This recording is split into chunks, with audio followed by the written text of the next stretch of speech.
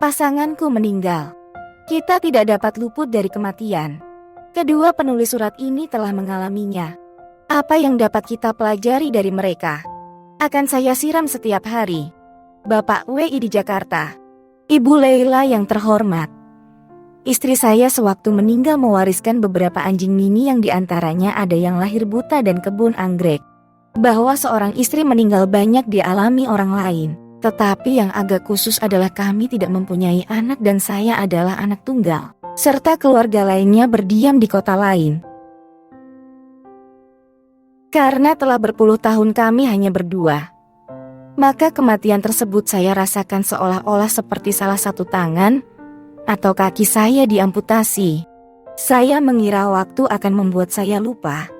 Namun setelah lebih dari 1 tahun yang terjadi malah sebaliknya. Jika saya merawat anjing kecil yang sangat bergantung kepada istri dan memelihara atau menyiram kebun anggrek, maka ingatan saya malah menjadi lebih parah. Sewaktu istri saya masih hidup, semua dikerjakan sendiri olehnya. Sebab itu adalah hobinya, juga karena tidak ada anak. Kalau kebetulan tidak ada pembantu dan dia merasa tidak enak badan, baru minta tolong saya untuk menyiram tanamannya. Saya sering menolak dan menjawab, "Kita sudah sepakat, itu urusanmu." Sekarang saya menyesal, dan tentu saja sudah terlambat. Jika soal menyiram tadi dapat memperpanjang umurnya, akan saya siram setiap hari. Soal anjing, karena buta, tidak ada yang mau memeliharanya, dan untuk membuat mereka tidur, tidak sampai hati saya. Hal itu yang membuat saya tidak dapat meninggalkan tempat ini, meskipun untuk sementara, guna melupakan semuanya ini. Terima kasih kepada Tuhan bahwa saya masih dalam keadaan sehat walafiat rohani maupun jasmani dan bebas dari ketergantungan finansial. Tolong saran untuk saya. Kenyang dikutuki. Nyonya BT di Cirebon, juga buat Nyonya S di SI. Ketika kecil suami saya, dengan 5 saudaranya sudah yatim piatu. Orang tuanya meninggal sebelum ke RRC. Hidup kakak beradik ini jadi terpisah-pisah dan banyak mengalami penderitaan termasuk kesukaran kewarganegaraan. Trauma ini dibawa terus sampai dewasa. Suami saya tidak dapat bersosialisasi, mengalami kesukaran dalam pergaulan, pekerjaan dan rumah tangganya. Selama 15 tahun menikah dengan dia, saya kenyang dicaci maki, dikutuki, dimarahi, diancam, dan disumpah serapahi. Ia tidak dapat melihat anak bergerak. Saya yang dimaki dimarahi. Padahal yang saya minta dari suami tidak banyak. Hanya minta diperlakukan sebagai manusia, manusia yang diciptakan Tuhan. Setiap keputusannya, karena diambil dengan emosi, jadi selalu merugikan dirinya dan keluarga. Kadang saya tulis perasaan saya di catatan harian yang saya sertakan di surat ini. Boleh untuk Ibu Leila? Saya tidak mau lagi memilikinya. Catatan, terima kasih, meski sebaiknya Andalah yang tetap menyimpannya. Saya kutipkan beberapa di bawah ini, LCB. 26 Januari 1993. Tuhan Allahku yang kusembah, yang kucinta dalam sepanjang umurku. Sudahilah penderitaanku.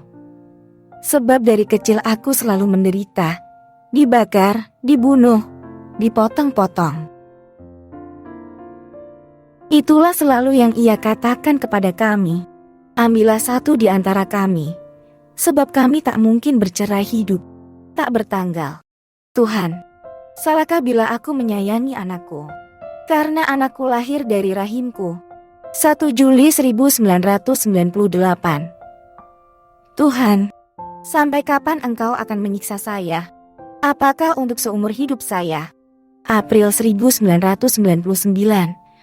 Tuhan, aku mencoba bertahan. Rasanya seperti di atas bara api, membuatku menggeliat. Tuhan, aku tersiksa. Baru Februari 2002, setelah sakit berkepanjangan, suami memberi saya jalan keluar. Biasanya tiap usul saya diterima dengan caci maki dan marah. Kami semua boleh kembali ke kota asal dan suami akan pergi ke luar negeri untuk mencari nafkah. Namun, ia dipanggil Yang Kuasa sebelum impiannya tercapai.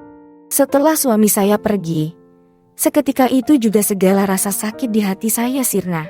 Yang ada adalah rasa kasihan yang dalam dan rasa bahwa saya belum memberikan yang terbaik buat suami saya saat ia hidup. Yang jadi masalah sekarang, Bu, dengan cara apa saya harus membesarkan anak-anak saya yang berumur 14 tahun, 6 tahun, dan 2 tahun. Telah berulang kali saya berusaha dengan bantuan teman dan saudara tetapi masih terus rugi. Pangkas rambut, sepi, jualan sepi.